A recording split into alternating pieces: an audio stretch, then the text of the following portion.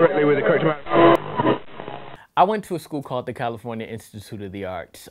In my final year, my father was diagnosed with cancer in the first semester. I went home for winter break at Cal Arts. I was back in Cleveland, and the day after I came back from my final semester at the California Institute of the Arts, the day after, I wake up in my dorm and I have all these frantic calls on the phone from my sister.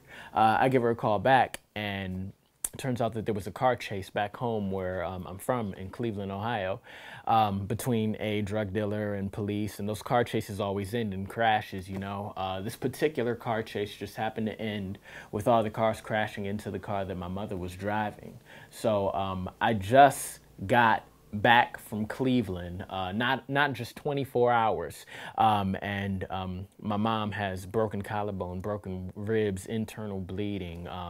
I don't know the situation. I'm looking on the news, and the car that I learned to drive in is completely hugged around a tree. A couple days after that, my father actually went in for major surgery for his cancer.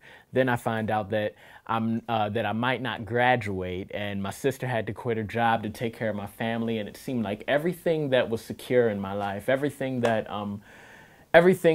could go wrong went wrong at that time. And in addition to that, I thought like, okay, I have a nice community out here. You know, there are a couple saints that are going to call me up. They're going to, you know, basically like keep me accountable, keep praying for me, interceding. And like a lot of people did call me up. A lot of saints did call me up, but it wasn't for the reason that I thought that they would call me up for. They would call me up, but instead of asking how my parents were, asking to pray, they would just say, hey, we need you to come do poems at this function. We need you to go minister or perform here. And it really threw me for a loop, and I felt like there was nowhere that I could turn. There was no outlet. There was no way. So I did the one thing that I could do, the only thing that I could do, and really the only thing I needed to do, which was send that SOS up.